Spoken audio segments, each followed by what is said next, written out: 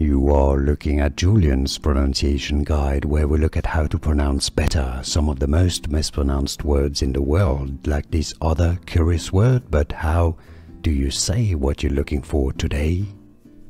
An interesting but a little confusing biblical name, but it's easy. For more names from the Bible, make sure to stay tuned. Doeg, okay, because it's from Hebrew, obviously. Doeg in Hebrew. Doeg, the Edomite. Edomite. Doeg, the Edomite. Now you know.